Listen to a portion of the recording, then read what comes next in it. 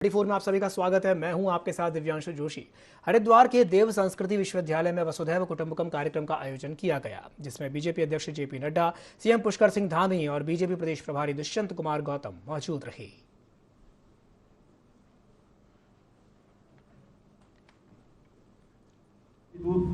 तथा मानवता के प्रयासों में अग्रदूत के रूप में स्थापित हो रहा है। भारत के प्रति लोगों की श्रद्धा बढ़ रही है। इन तीनों ही बैठकों में मैं आप सबके सामने, चूंकि मुझे कम बोलना था, आदरणीय अध्यक्ष जी को बोलना है और हम सब लोग उन्हीं को सुनने के लिए आए हैं, लेकिन चिन्मय जी ने मुझे कहा कि इतने हजारों छात्र जुड़े हैं, आप थोड़ा जरूर ज़्यादा बात रखें अपनी यहाँ पर। तो मैं बताना चाहता हूँ कि इन तीनों बैठकों में बहुत कुछ सीखने को मुझे भी मिला। जहाँ जो पहली बैठक हमारी रामनगर में आयोजित हुई थी, उसमें विश्व के महान वैज्ञानिकों से, जो PSA लेवल के लोग थे, उन सभी से मिलने का अवसर मिला। वहीं इंफ्रास्ट्रक्चर वर्किंग ग्रुप की बैठक में अन्य विषयों के अलावा हमने जाना कि किस प्रकार से जापान के अंदर जो भूकंप रोधी भवन बनाने की ऐसी तकनीकी का विकास किया गया है, जो आपदा के समय में जापान के लोगों को मकानों को सुरक्षित रखती है। और यह तकनीकी जहां भारत के लिए, वहीं उत्तराखंड के लिए विशेष रूप से हमारे लिए बहुत ही महत्व रखती है, क्योंकि हमको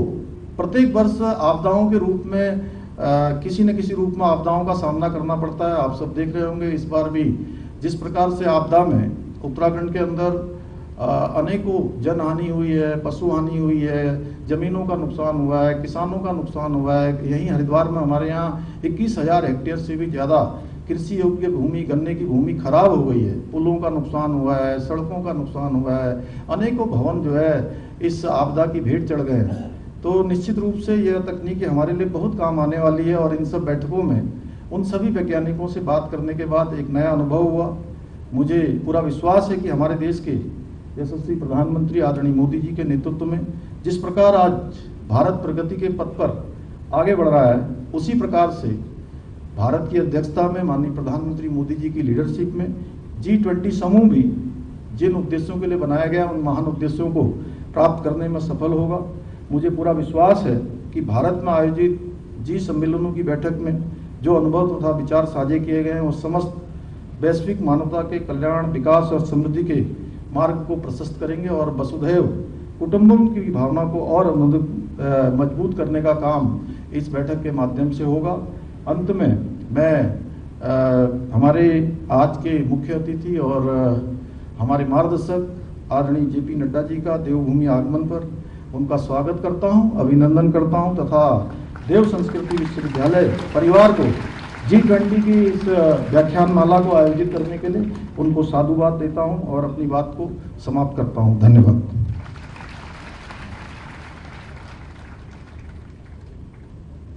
एक बार पुनः से हम आदरणीय श्री पुष्कर सिंह धामी जी,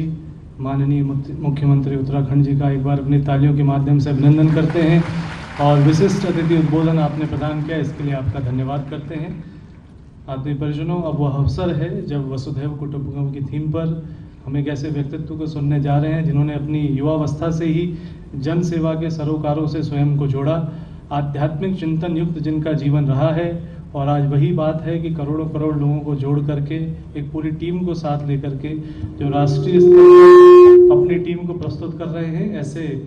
आदरणीय श्री जगत प्रकाश नड्डा जी, माननीय राष्ट्रीय अध्यक्ष भारतीय जनता पार्टी, जिनके कुशल नेतृत्व में युग निर्माण योजना की जब पटकथा आध्यात्मिक स्तर पर लिखी जा रही है और भारत जब एक नवोन्मेष के साथ पूरे विश्व के सामने उभर रहा है, तो निश्चित रूप से ये कहीं ना कहीं एक डिवाइन प्लान है। और आज वो हमारे बीच है। माननीय राष्ट्रीय अध्यक्ष भारतीय जनता पार्टी आदरणीय श्री जगत प्रकाश नड्डा जी से निवेदन प्रार्थना कि वे कृपया वसुधैव कुटुंबकम विषय पर मुख्य अतिथि उद्बोधन में हम सभी को संबोधित करें और हम सभी अपनी करतल ध्वनियों के माध्यम से पूर्ण उत्साह के साथ उनका अभिनंदन करते हैं, स्वागत करते हैं।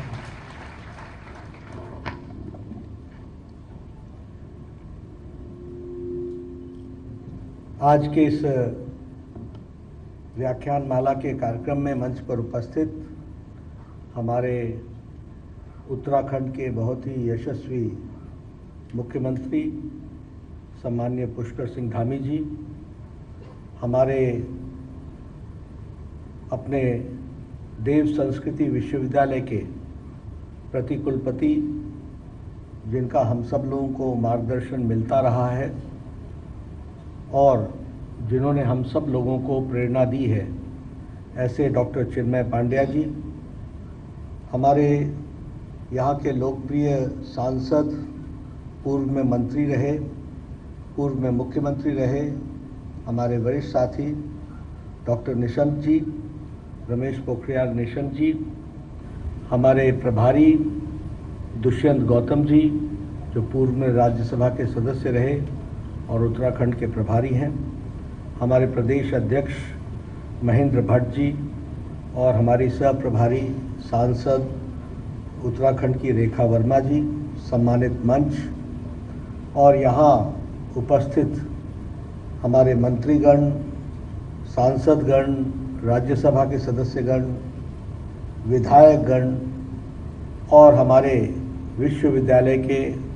प्राध्यापक, आचार्य, शिक्षकगण और हमारे शिक्षार्थी, विद्यार्थी जो इस हॉल के अंदर भी हैं और दूसरे हॉल में भी वह विराजमान हैं। यह हम सबका सौभाग्य है कि आज देव संस्कृति विश्वविद्यालय के तत्वाधान में जो व्याख्यान माला हो रही है और जिसका थीम है वसुधैव कुटुंबकम, उसमें मुझे भी भाग लेने का सौभाग्य मिला है। डॉक्टर चिन्मयानंद जी बहुत समय से चाहते थे कि मैं शांति कुंज में आऊं और शांति कुंज मेरे लिए पराया नहीं है, ये मेरा अपना है। मैं यहाँ आज वक्ता के रूप में ज़रूर आया हूँ, लेकिन आचार्य श्री राम जी के द्वारा बताए गए रास्ते पर चलने वाला मैं भक्त बड़ा पुराना हूँ, ये मैं ज़रूर कहना चाहूँगा। इसलिए कई बार मुझे आने का सौभाग्य मिला। इधर कुछ जिम्मेवारियों के कारण थोड़ा प्रवास कई क्षेत्रों में बढ़ गया, इसलिए आना कम हुआ। तो डॉक्टर साहब का कहना था कि आपको आना चाहिए और आज मुझे वो मौका मिला है। इसके लिए मैं डॉक्टर साहब और देव संस्कृति विश्वविद्यालय का धन्यवादी हूँ, जिन्होंने मुझे ये सौभाग्य दिया है। सावन के महीने में शांति कुंज में आने का मौका मिले तो ये अध्यात्म की दृष्टि से और भी अच्छा हो जाता है कि ऐसे मौके पर यहाँ आने